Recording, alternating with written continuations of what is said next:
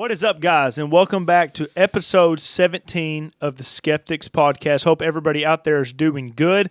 I know it's starting to get a little bit chilly, especially where we are, but we're living just fine. We're trying to get the podcast room set up for the optimal temperature so we can be as optimal as possible for you guys. And right now, I think it's like 45 degrees or so outside, and we just got two little space heaters in here going, and we're baking, but then we're getting cold, baking, getting cold, baking, getting cold. So that's how we're doing. But, John, personally, how are you doing? Personally, man, I'm doing good. We're feeling good. Things are going good. Right? So, things that we're going to kind of talk about today, we're just going to kind of lay it out in the front, kind of like some topics so y'all can skip ahead or skip whatever you want to do to try to get your information a little bit more faster. But some things that we kind of thought was interesting that we think is definitely worth talking about is right now we got Elon Musk saying that we're going to go to Mars in the next like 10 years or so. And he's got like a legitimate plan, so I kind of want to discuss that a little bit. Is that even something that's possible? Is it good that we have people that's dreaming that impossible? I mean, by today's standards.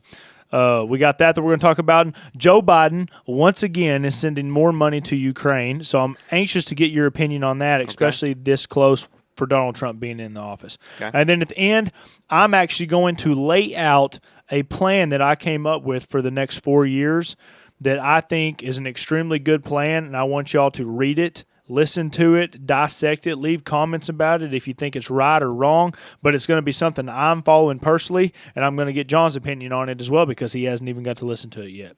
But starting, John Boy. Yep. Do you consider yourself a dreamer? I guess so, yeah.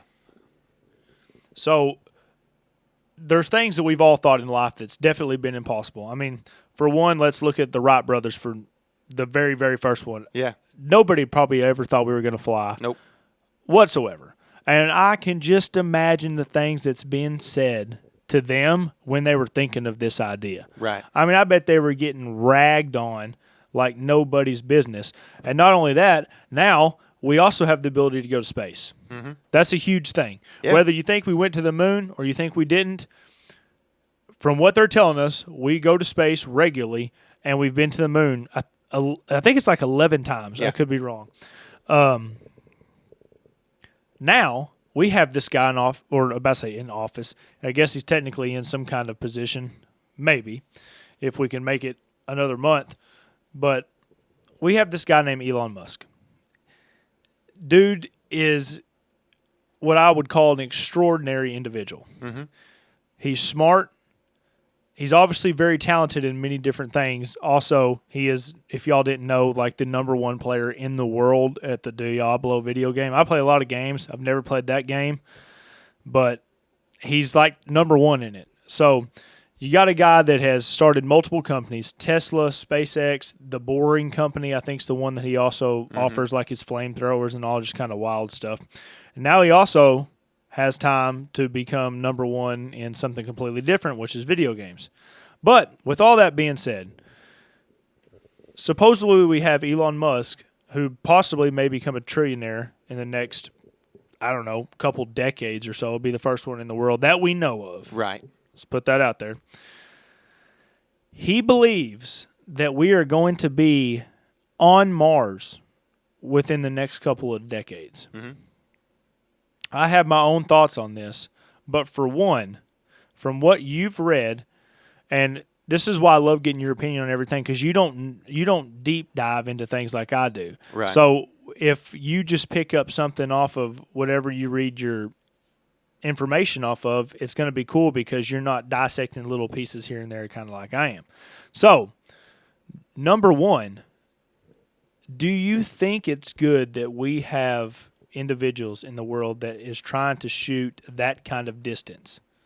Is it worth anything in the end? I think so. Number one reason for that is to push the innovation forward.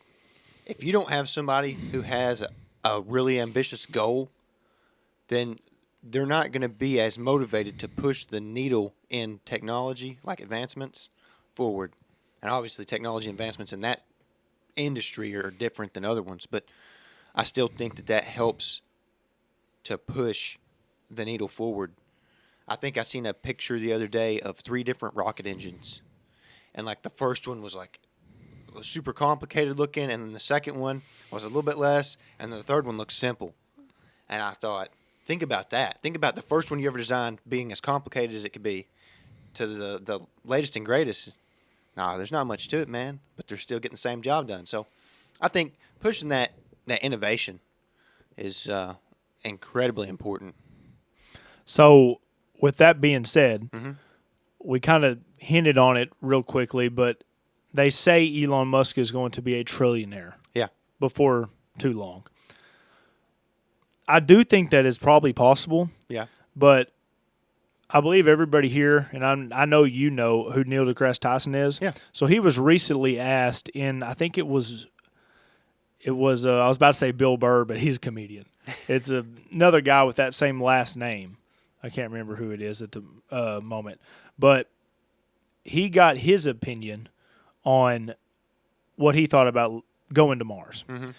And I think personally that a lot of people have what Elon Musk is going for kind of wrong. They wonder what is the steps to become a trillionaire. And we've heard from countless people, hey, here's your way to make $100,000 multiple different ways. Then here's your step to make $1 million, and now there's people trying to come forth and say, here's your step to making $1 billion, which is insane. Well, nobody has steps to become a trillionaire because nobody's done it before that we know of. Right. The thing that I think a lot of people get wrong is he's not trying to become a trillionaire. We both agree that he is a dreamer. Mm-hmm. I mean he's the doer of all doers. Right. And he's done some extraordinary things. With that being said, Neil's point of view was the only way that we'll ever go to Mars is if NASA or any other of the companies that involve probably the donors of NASA find a reason that we need to for defense. Listen to what I just said. He thinks the only reason that we would ever go to Mars is for defense. What kind of defense does that mean? Like what do you think when you hear that? What do I think?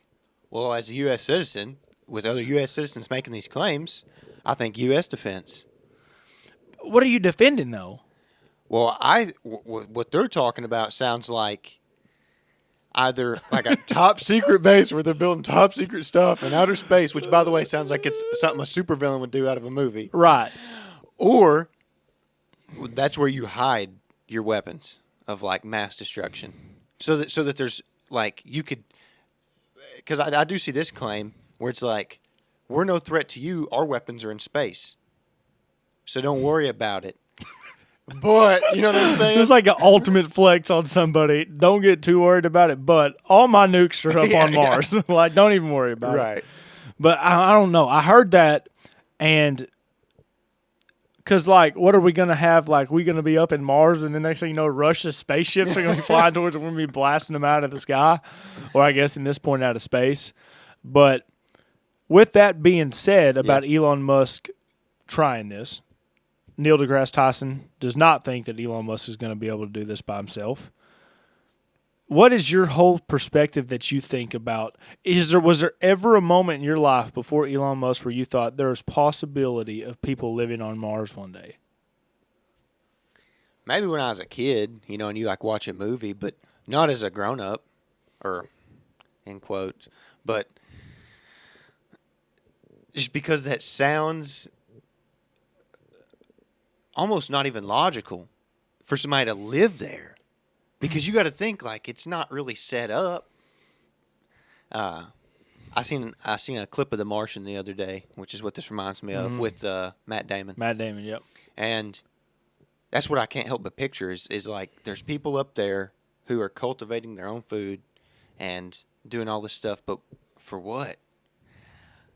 I mean, I guess if you want to be able to be like, I told you so.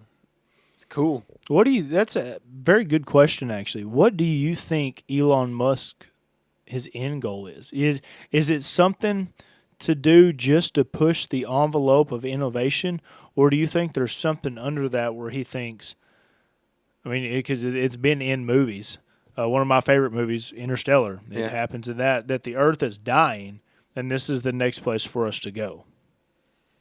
I don't know. On the whole Earth is dying topic, I don't think it is. Personally, I think it goes through cycles. Actually, I think the Earth goes through these big cycles of like hot and cold, and everybody's like, "Oh, it's global warming." No, I think it's gonna get hotter and hotter until it's done getting hot and it's gonna get cold for a while. But that's my own personal. I think everything happens in a big cycle, but why he's going, I don't know. That's why the defense thing was so interesting because technically, if that's your goal, think about you don't even have to work with NASA or the people who donate. Right. If you work with the DOD or the that's DOJ or that's you work what with Neil thinks. Neil thinks that Elon Musk is doing this on the back burner of helping the Department of Defense or something that's going to try to offload weapons or whatever the heck you want to be on Mars. The only thing that I like to think about that is Elon Musk has been a big proponent of not going to any war lately. Like Ukraine war, we don't need to be in that. Even the Israel war, I don't know if he's really said that whole much on it. So somebody please double check me on that and put it in the comments because I'm interested. But that'd be really kind of jabbing the side if he decided, hey, I do want to take this up. right. To add a little bit more weapons to the defense, I guess. Yeah, but I don't really know what his end goal looks like. I think genuinely it's for the innovation. Just thinking about, think about it from this aspect. This is a guy who's got Neuralink going. Think about the innovation that takes to accomplish. Okay? And think about the needle that's pushing forward. Now think about Tesla, which I just got to throw this out there real quick. He bought Tesla. It was an already made company. The first Tesla Roadster was designed. He stepped in, and now it went from being a company that nobody had heard about in forever to it is a big deal company. It's a top dog in the industry, and I'd say it's the leader in electric cars. Oh, for sure. By a long shot. So he's been able to do that. So who's to say he's not just trying to do the same thing but in space innovation? I mean, if you can afford to do it, and other people are willing to back you, people you'll never hear about, but there's other people backing you. I mean, if you want to do it just for your own personal, I guess, curiosity. So there's like a running joke right now about the whole going to Mars thing it's a joke, but it's kind of not a joke at the same time. It's actually kind of funny. But Elon Musk has tweeted or X'd, I guess you'd call it, about him sending Cybertrucks and his own personal robots to Mars. Yeah.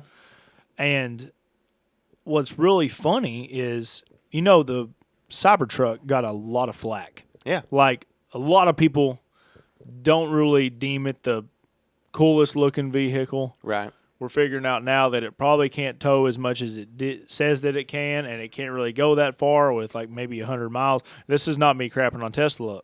I think Elon Musk is awesome. I think Tesla is awesome. I actually got a Tesla hat. Yeah, or a Tesla beanie. And I drive Toyota. But when he stepped in to Tesla, kind of like you said, I think that's when we're going to start seeing all these cars kind of change the looks. I think Elon the Cybertruck was the first one where he was like, I'm going to put my touch on this thing. Yeah. And you know what that looks like? That looks like something that'd be driving on Mars. Right. I think he's almost that intelligent that he's planning that far ahead. All these other people on the board are playing checkers, and he's playing chess. You know what? I think you may have just said something that really has gave me a whole different perspective when you talked about his own personal robots. So you know that's like a whole thing right now. It's like these robots, and I've seen all the ones that can shoot the basketball and it makes it every time and all this stuff. Now imagine you program one and what's that company called? Boston Dynamics. Yeah, I got to see their dogs at IMTS. Oh, They had their dogs walking around. nice. It was crazy. That's awesome. But so that's what I was getting at. Is imagine now it doesn't even cost a human life. You can send a test ship up there that's got robots on it that can do things like a human could, with the same biomechanics. I'm is what I'm getting at. Mm-hmm. Obviously, not with the same thinking style, but with the biomechanics of doing it like a person, and you could get a feel for the adaptability. Like Right. how adaptable is that for me as an actual individual? That's Like think about that. You could do that fairly soon. and not only that. Think about this. One reason why nobody has ever really talked about if we can go to Mars, putting vehicles on Mars, is the lack of minerals and stuff. Yeah. Gasoline, diesel, you can't get that. You know what you could probably get on Mars somehow, some way? Electricity. What's closer to the sun? It's closer to the sun. No, it's not. It's Is on it? the opposite side. Oh, it's on the opposite side. Opposite side. Oh, I look down now. Because I think it's a tad bit colder, even though it's like a red desert. So what's Mercury, Venus, Earth, Mars. Mercury? That's the one I got confused with. Speaking of that, on the side note, NASA or one of them companies just came out with new photos of all the planets with their latest and greatest whatever telescope, and it looks beautiful. It's crazy how cool these things look. But anyway, if you can bring a bunch of solar panels up to Mars, it would take forever, from my knowledge, to charge a Cybertruck off of a solar panel, I think. But you could potentially always have something. I mean, the robots are fully electric. The cars are fully electric. If any of those things are going to be riding around on a different planet, that's probably it. Yeah. Because you can't ever get the other stuff up there. I mean, even if you can, you're not manufacturing it there. Right. I mean, you're not digging down in Mars and finding oil. Right. I don't think I know of. But We'll be up there for sure then. I don't know. It's almost like he's got a whole plan kind of that he's laid out for a little while. Yeah. And now this is just the end goal. That really seems really plausible. The only thing I would say is like that you would have to try and account for is like damages. Because like that planet doesn't have like an atmosphere like we do. So anything that impacts it, it's going to impact it. Like, other space Plane? material. Huh? What did you say? You said plane. No, I didn't. Or what did you say? I thought you just said plane. No. I'm just saying like anything. There's no atmosphere. Anything that wants to impact it can. Oh, anything coming from the outside. Yeah. Got you. Space debris. Right. Yeah. Is there any way? I mean, I guess that's the whole question right now. Is there any way to make an atmosphere? Not that I am aware of. I mean, have you ever, growing up, they told you that like trees gave off carbon dioxide or oxygen, one of the two. Oxygen. So technically, if you cut all the trees down, like every tree that we could find, is it possible to even breathe? I don't know if we would really ever be able to know that technically because we're never going to let that happen. But I'm sure there's been studies done at some point. Yeah, probably. To see. But let's see, like I always thought, my immature self when I was younger thought, why not build like 10 stadiums on Mars and give it an atmosphere to where you can grow a tree and just fill the whole thing up with trees, like 5 or 10 of them, like stadium-sized things. Yeah. Then just take the top off and see what happens over the next little while. Because if you can get to a point to where there are a certain amount of trees, technically, and this is coming from some guy that doesn't know anything about science, this is probably all wrong. I'm just spitballing. You take all that off, and now the trees start to cover some perspective of land on Mars. Would it be able to create any kind of atmosphere? I think as soon or as would you it just uncover eat it them, up? I think as soon as you uncover them and that the oxygen and CO2 and the other air molecules like disperse, I think that stuff's going to start to die. Because I think So there is no way to create an atmosphere. it has to do with our magical friend gravity. Like That nobody understands. Like I think that's real. But I think that may be what it has to do with, because you have to be able to keep it here, Keep what here? the air. Oh, I see what you're saying. And so I think that plays some form of role is the gravity. I wonder. I know we can't do this. We can't take God out of the perspective because we believe in God. Right. But if you did, how do you in the world do you explain that just our planet has an atmosphere? I don't know. I heard Neil deGrasse Tyson talk about how perfect our planet was made. Right. And I was like, dog, if a scientist is telling you that it couldn't be made any better than this, I'm just saying. Neil also Yeah. at one point said that there was another planet that was somewhere out there that was like Earth. Mm-hmm. That I guess when you say like Earth, that would probably mean it has water And I think to be classified like Earth, it has to have an atmosphere and water. Water. Yes. So that would be really interesting down the line if you would ever able to make a trip to something like that. Because, I mean, we believe Earth is made perfect. I mean, really. Yeah. I mean, so far we don't think we could survive anywhere else. Right. But that would be wild one day if there was another place that you could. I think somebody asked him how far away it was. Yeah, and it's like it's a million light years or whatever. Ungodly thing. But we're talking about putting weapons on Mars.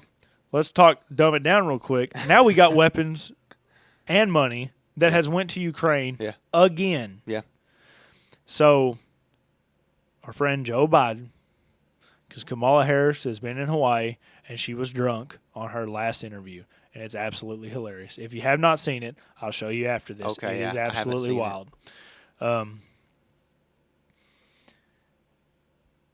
Do you even think there should be a reason that we should allow?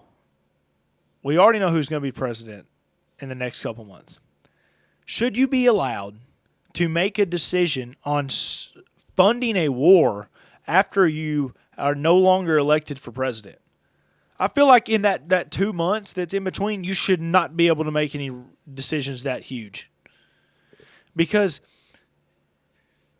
if we get in a war before Donald Trump gets in there, it almost has the ability to not let him in there. I mean, because it depending on how big it gets. Yeah.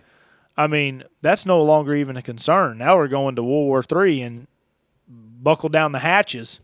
I mean, I don't think they're gonna. Or if it is possible that they can continue to have Donald Trump in there, you imagine starting a war. Say I'm president, you're coming up, and we have no bad blood whatsoever. Yeah. I'm just getting told by other people to do things because I don't even know where to walk anymore because I have to have somebody lead me around. And I'm like, good game. Yep. Good luck. Yep. I'm going to see you in 2 months. I hope you change the country. And next thing you know, I'm like, I'm going to start World War III just so he has to put up with it. So, what's your thoughts on that? We have 1 month now until Donald Trump officially takes the seat in the Oval Office. Mm-hmm. The chances of us going to war from Ukraine and Russia is the highest right now. What are you as a normal civilian dude that doesn't even stick up on this that much? When I'm telling you this, what are you thinking? Really? Really? Man, I ain't sweating it, and here's why. I think we talked about it maybe a couple podcasts ago. It's been 2 or 3. That everybody says and believes, from what I understand, that Donald is going to get in there and he's going to start making deals. He's going to start wheeling and dealing. So as far as like a war breaking out, dude, we've been sending stuff over there. Now I will say we did just approve those missiles that we sent here a while back. Do you think that's okay? Is what I'm asking. Is that the right call to? I'm trying to think what they would deem the reasoning for this to happen. Mm. Is that the right call to make when you are moving such aggressively the power within a whole country. I'm curious. I want to look back now and see. It's probably bad that I don't know, but some more of our country's history on the transition of presidents. Because I feel like some of them have happened during, like, straight up war times. So, like, I wonder what that looks like and what people thought about that. I want to go back and maybe look at some stuff on that. That'd be really interesting. I could bring to the table, but I mean, until the power changes hands, whoever has the power in their hands, I mean, you're calling the shots. That's like being the CEO of a company. Until you sell it, you're the CEO. You could be 2 days from selling it and do something dumb and it tank. But you already made a deal with somebody else to take over. But you're still the CEO. But why would you do that? You're not a douchebag. There's no reason you would do that. Right. But what if you thought you were doing the right thing? Because that's the only thing I'd fall back on is what if you thought you were doing the right thing? Unless, I've always preached this, the Great War Machine, dog, makes money. Right. That's the only other thing I could tell you. No. See, that's why I believe they should not be able to do that. If me and you, you're CEO, yep, or I'm the CEO, and you're about to buy the company. Yeah. We shook hands saying, this is going to be a smooth transition, because they said that. This is going to be the smoothest transition from the White House to there. This is going to be the smoothest transitions from Skeptics Podcast from me to you. Mm-hmm. And then, next thing I know, I'm going to a completely other podcast. Let's say there was another podcast right down the road that's competing with us. And I'm like, I'm going to give you all these details about this podcast, and I'm going to also fund you $6 million so you could beat this podcast. You get word of this. Oh, he's over there double-scratching. Do you still want to take that deal? You know for a fact that the guy that you're now buying this from is shady. Yeah. And even if he's doing something that he deems right, morally, there's no way you think that's right. Because you would never do that to anybody else. There's no way you would try to go sabotage the only thing that you're trying to sell just to see that person fall in the end. But what if you've already made the deal? If you already made the deal, then there's something already changing instantly. Then I'm out and you're in. If I'm out the doors, if I'm out the doors, and when we make a deal, we shake on it, and next day I don't come into work and you got it, brother, it's all in your hands. But if I make a deal saying, hey, you can buy my company in 2 months, and then I this think and you have this to is look going at to it happen. through a different like metaphorical design. Think about it like this. Let's say we go to your house, and you're like, you know what? I'm done living here. I'm like, okay, I'll buy it. I'm going to take over the show. And I'm like, you're like, how much time am I willing to wait? And I say 2 months. And you're like, okay. And so you have to get all of your affairs in order in those 2 months. Mm-hmm. And then a month before I show up, you're like, I'm going to renovate this bathroom.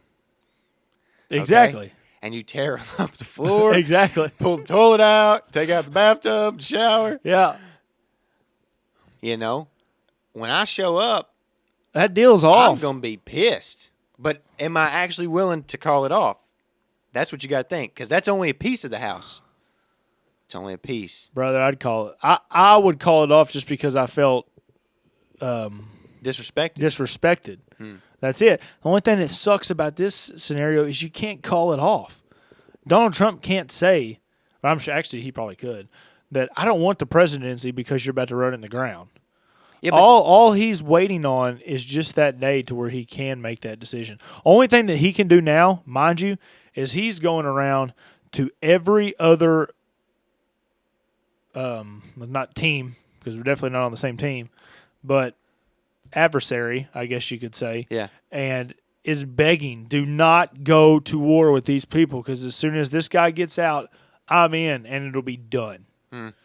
I think he actually So I know he's already had a meeting with whatever the Ukraine guy's name is.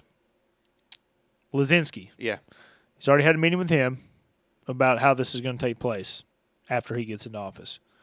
He has not had a meeting with Putin that I know of, even though it seems like not too long ago I heard that Putin was saying something about he was open to finding a way out of this. Mm-hmm. Not that I guess that he wanted to, but he's open to find a way out of this. You got Donald Trump right now already talking to Canada guy about the tariffs and everything. There's already negotiation going on and all these things.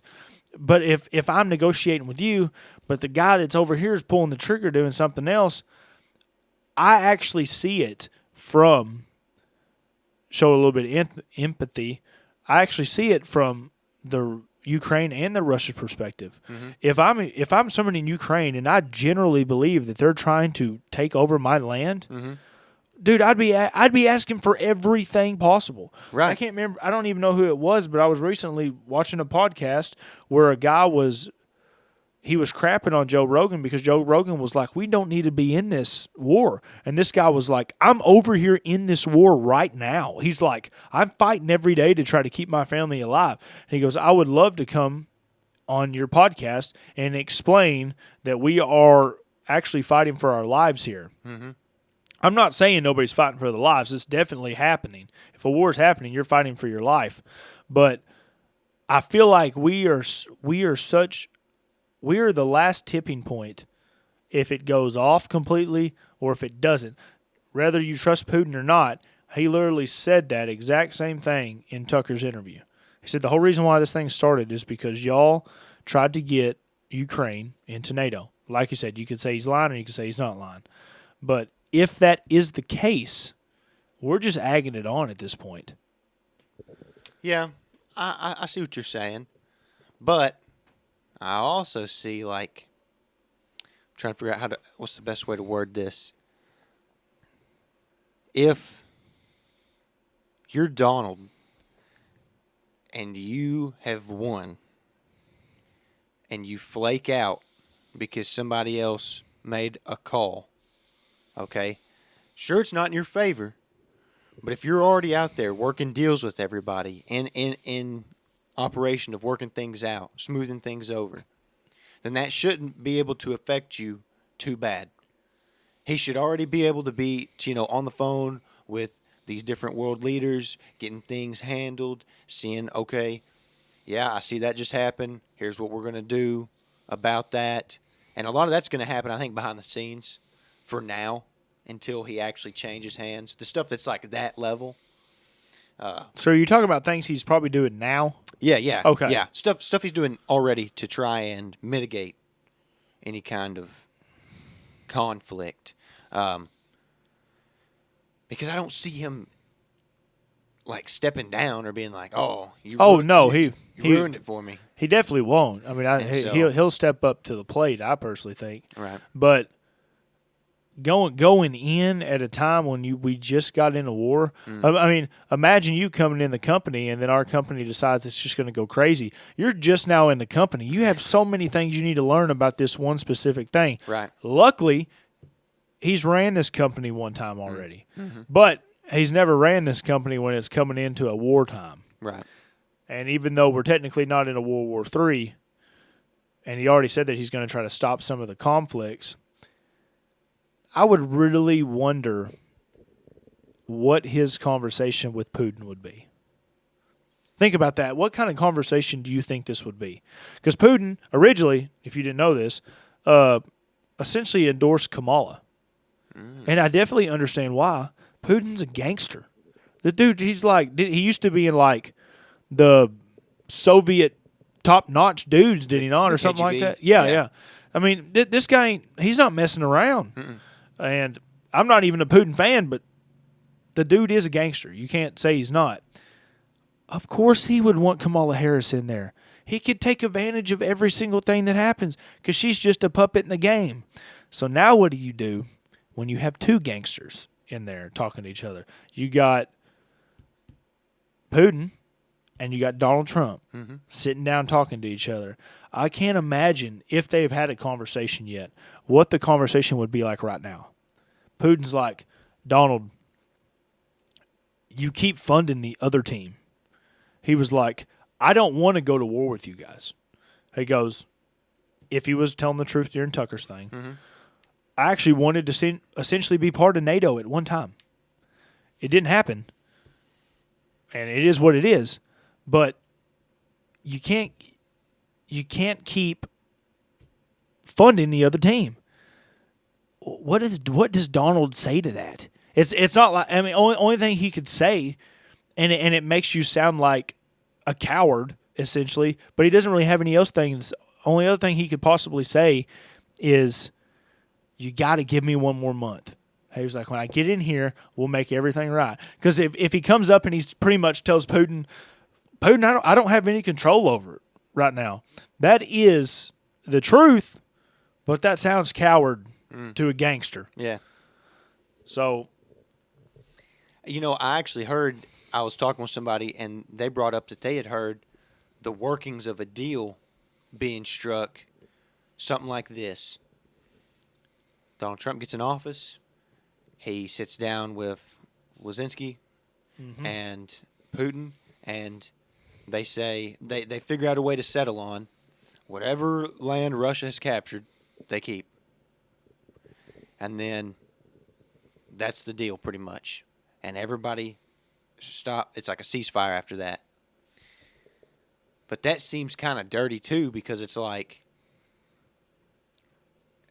if you lived there, if you lived there, it would be like, okay, so what was all this for? If I'm just going to be like, okay, sure, we've been fighting all this time, and now I'm just going to let you have what you've already captured. Right. So that's where I struggle with that idea. I don't know if that's something that will happen. And maybe it comes with more help from us. Maybe they say, look, if you keep this land, the U.S. will help rebuild your cities that are destroyed. Yeah. Maybe that's a deal. I don't know. Let's look at it. This ought to be interesting. Let's look at it from our perspective. Let's say we're not technically bordering anybody that's a real threat. I don't think. Canada's definitely not a threat. Only one that's in Mexico is a threat. It's technically the cartel. Cartels, yeah. So, but let's make it interesting. We live in Arkansas. Say that we did have a Russia that was bordering us, and there's bickering going back and forth. Nothing started yet. But just bickering going back and forth. You got United States. It's the freest, greatest country in the world, and then you got Russia, which is it's still a communist place. I don't really know if they're not called communist, but it's they're still different than we are. Best way we could put it. So next thing you know, you're seeing on the news, because us normal guys, if we're in the United States and there's another country that's funding us, say Ukraine was funding us, let's really switch the whole thing around. And next thing you know, we're going to war. We're not seeing the money stuff. We're on the front lines with AKs that probably barely function, and kit that you've got from World War II, and all you're doing, and you're fighting against other people for your homeland. Let's make that clear. Yeah. And you really are. And then next thing you know, you got Russia moving in.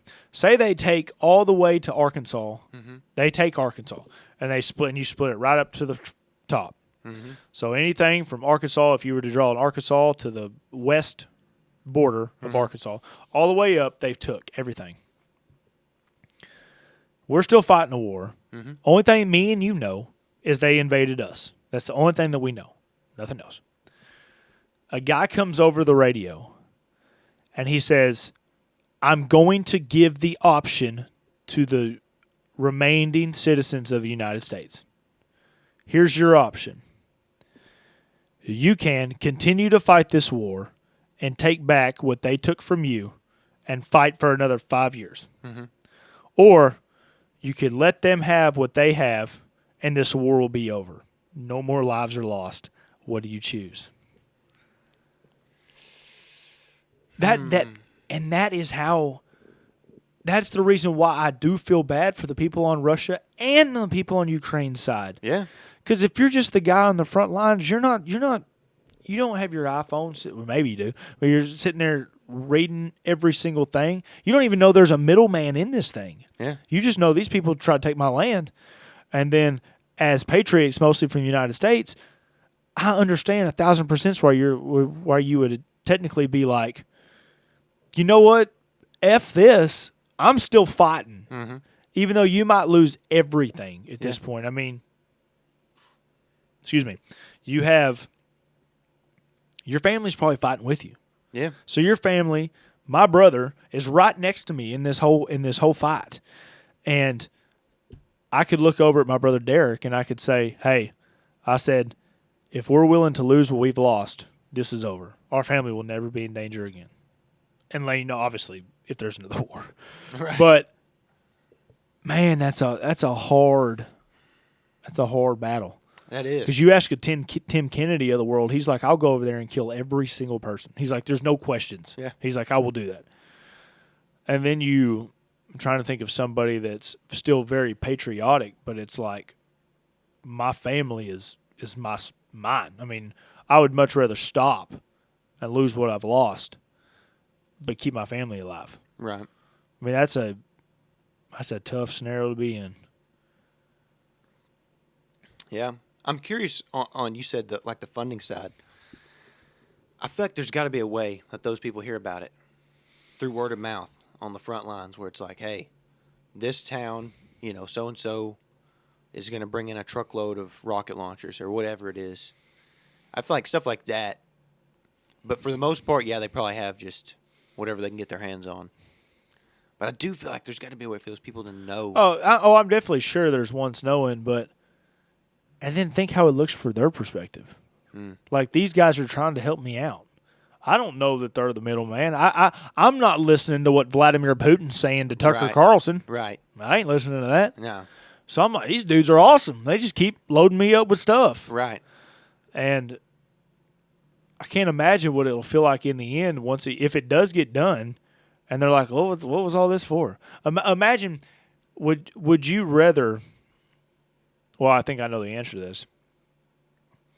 Would you have rather essentially lost the war, but know you've tried your hardest, or fought as hard as you can, and then in the end it's the same thing that it was when it started? You have half and you have half. You just fought a war for 4 years and nothing changed. Just lives lost for nothing. Or technically not for nothing. I mean, you guarded, I guess, what was yours. You retained what was yours. What was yours. But because I guess you would morally have to look down and be like, I won because I defended this. Yeah. It's not that I won, because most people think I win when I take something else. Right. No. I won because I defended this. Yeah. And that's definitely would be way better of an outcome. Yeah. So thoughts and prayers go out to everybody that's in that whole thing. Yeah. Because that's a tough situation. On both sides. On both sides. Because I think there is people who forget, like, as much as I'm not, a fan of, like, all these other countries, I'm not saying that they're all bad. I'm just saying, like, I think mine's the best.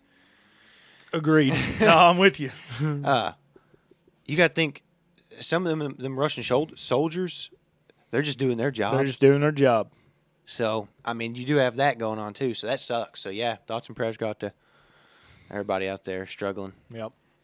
So, hopefully our man can get in, because I generally think he will change some things, and hopefully we'll stop losing lives on all the sides. So, with that being said, though, I've been thinking about this. Me and my wife, we went to dinner last week, and we sat down and we came up with a 4-year plan on where our money's going, what our goals are, what we want to have done, this, that, everything from family, finances, job. We talked about this podcast on here. I talked about my other job. We talked about it all, and we were able to sit down. I encourage anybody that's married to do this.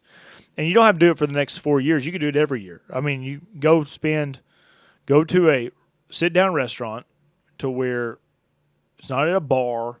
It's not at a fast food place. Well, I guess it could be at a fast food place. Anywhere where you can sit down and you can just have a one-on-one talk with them, put the phones aside, and just go over what you think is going to what you think is going to happen next year's and the next couple of years and how you're going to combat that.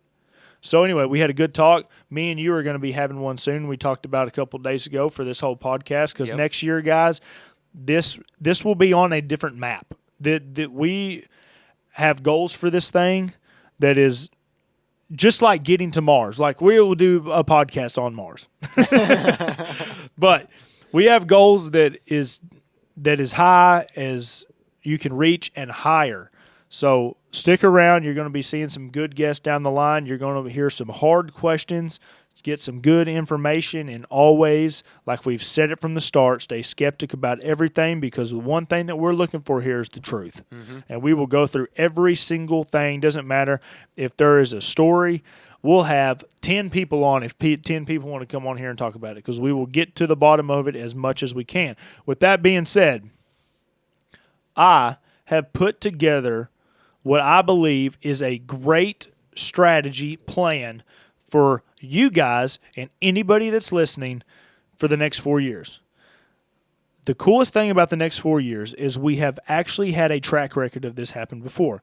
Granted, we did have COVID. Let's put that out there. This time, we don't have COVID that we know of. You never know. There might be another something come along. Yeah. You never know. But we've had the best track record for not only Donald Trump, but Joe Biden and the Kamala team. Down the line, if Kamala tries to run again, we now know what those 4 years look like. Mm-hmm.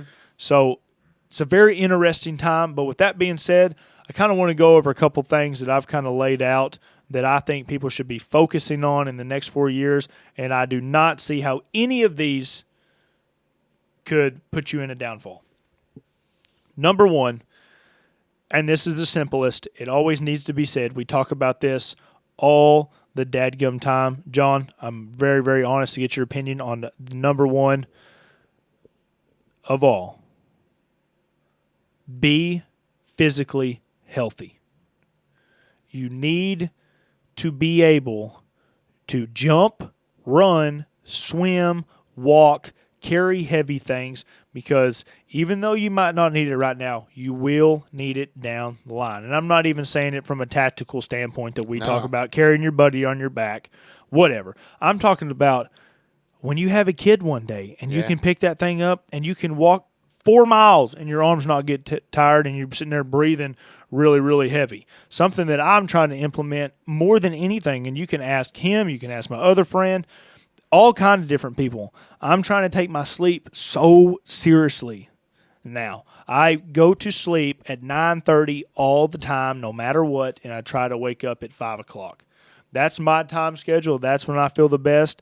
But consistency is the key. Of course, try to get 8 hours. Right. But some people don't function good on 8 hours. Yeah, that's true. It's true. I mean, you had Jocko or whoever it was, he functions off of 4 hours. Right. But there's more and more studies coming out nowadays pretty much just saying it is just as important to go to sleep on a consistent time than it is probably even to get 8 hours. Mm-hmm. So that's something I'm personally doing, but I'm talking to anybody out there. If you're a little bit overweight, find somebody that can walk you through some things to help you lose weight because anytime I see any person that's unhealthy, whether they're running or doing anything like that, I try to go up and congratulate them into the start of a journey that will be the best journey they've ever had in your entire life. Yeah. You don't sit there and stare at them because I'm sure whether you were overweight or you were too skinny or you were just unhealthy for whatever reason, that was you at the start. And then you finally get to a point to where you feel better. You know what you do with that knowledge? You help other people out. Mm-hmm. So, number one, I'd say stay as physically healthy as you can. Or get healthier. That's another one. Now we got, I always forget his name, Junior, RFK Jr. Yeah. He's about to come in and he's about to wipe out all the cheese balls. I hate to tell you that to my wife because my wife loves cheese balls. We literally have some in that Dodge truck out there for whatever reason. So, anyway, that's her thing is the cheese balls. But he's about to come in and start taking out all kind of stuff. Mm-hmm. Something that I've tried forever and it guaranteed to work. Try it. Let me know. Write in the comments. Tell me if I'm wrong if you think I am. But 99% I'm not. Don't wake up in the morning and shove a bunch of sugar in your stomach. It's not going to be good for you the rest of the day. Your head's going to be all over the place. You're going to feel like you're kind of sluggish.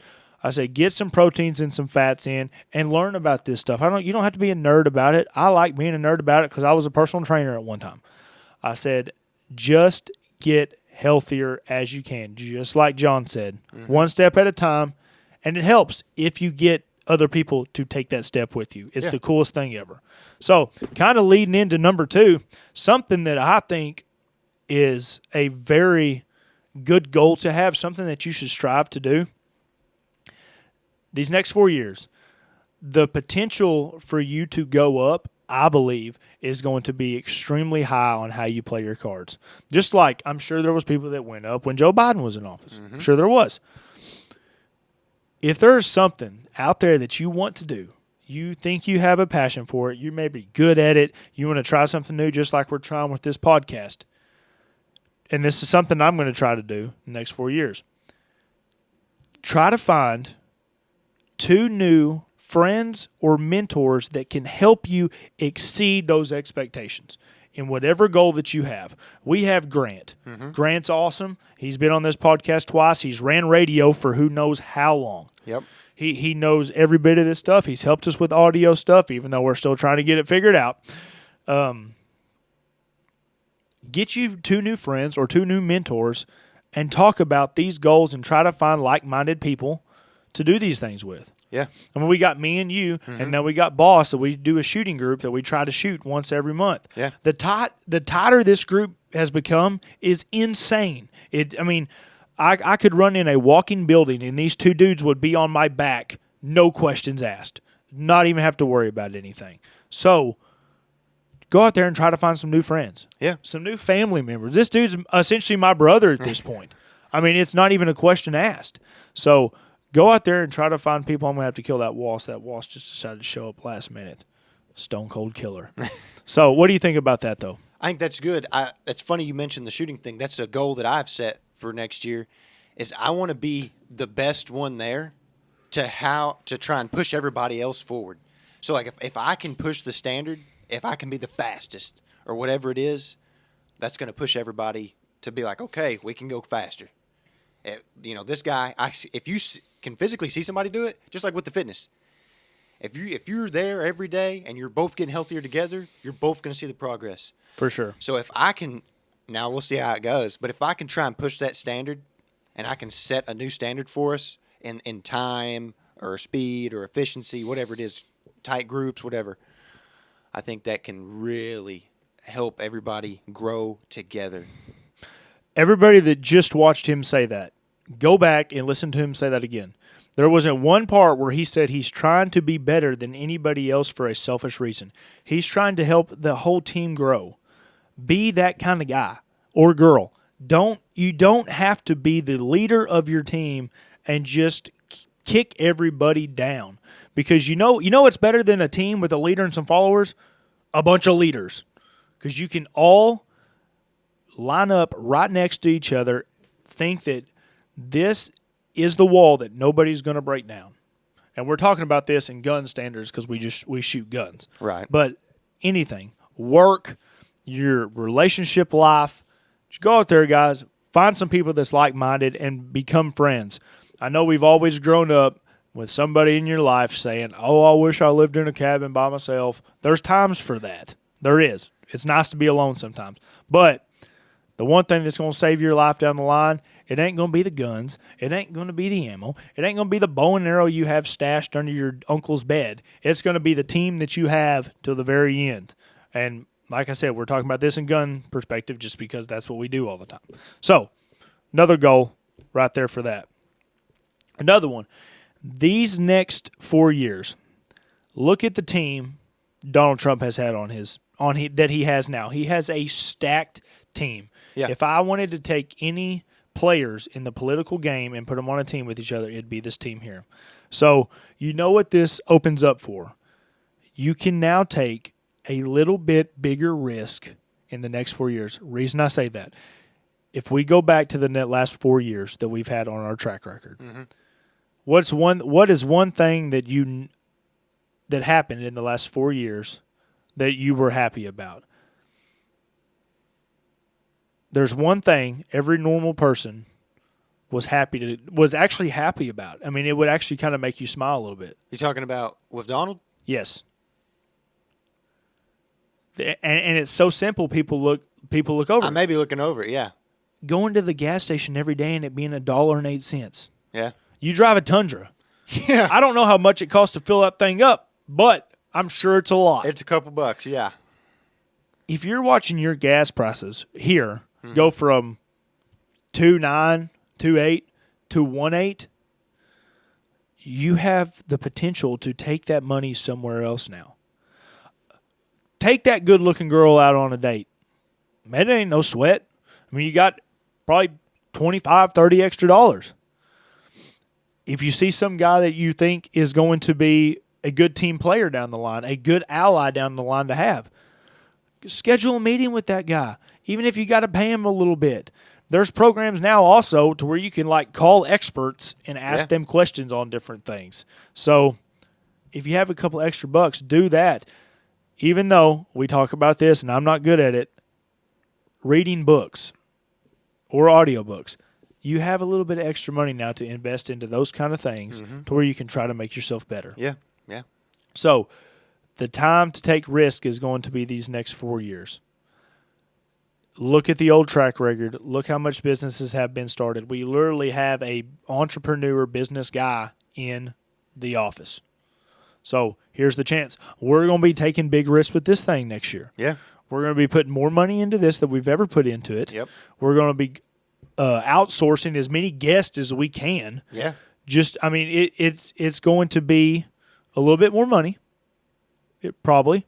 But if I'm only paying $1.08 here for gas, I can put it here, no sweat. So, another thing, like I told Cammie, I said, Cammie, we are going on dates every Wednesday.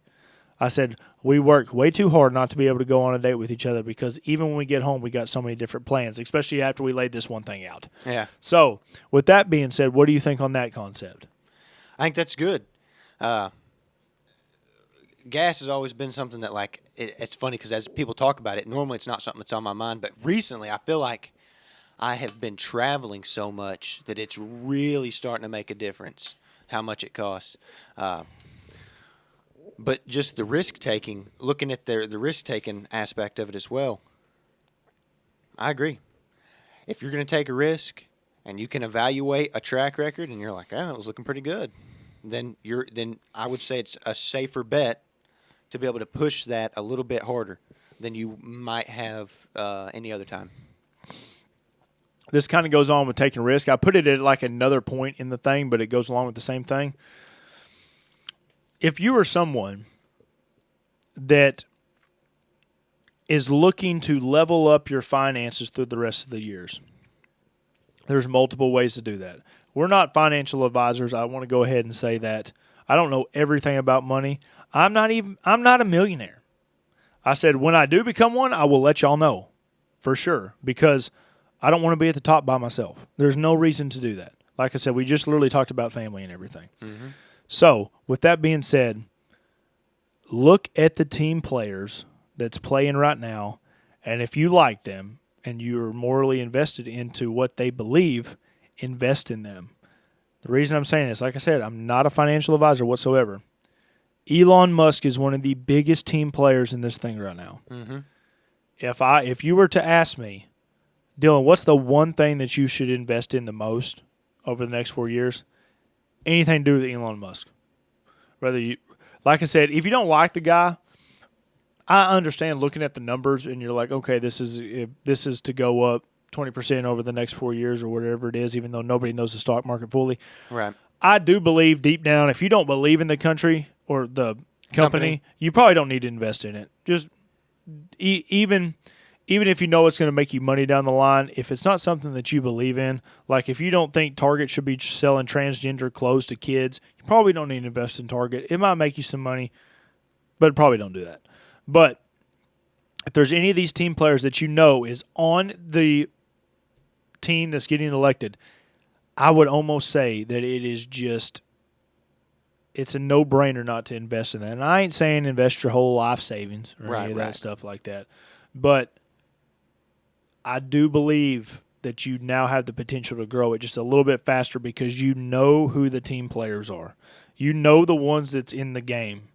So now's your time to invest into those. Mm-hmm. What are you thinking on that? Because I know that you've been kind of getting into thinking about investing lately.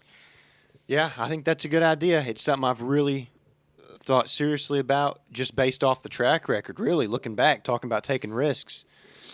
Man, there's a lot of people I know, people who don't even like Donald Trump, who were doing good on their investments. Yeah. During his last 4. So I do think that's a huge ordeal, and especially like if you see a potential shift in your life coming up, I think that it could be a big game changer for a lot of people this year. Investing in these types of companies, like ones that have good track records, especially with, I think, like I said, if you can look at people who've already had good investment opportunities while Trump was in office the first time.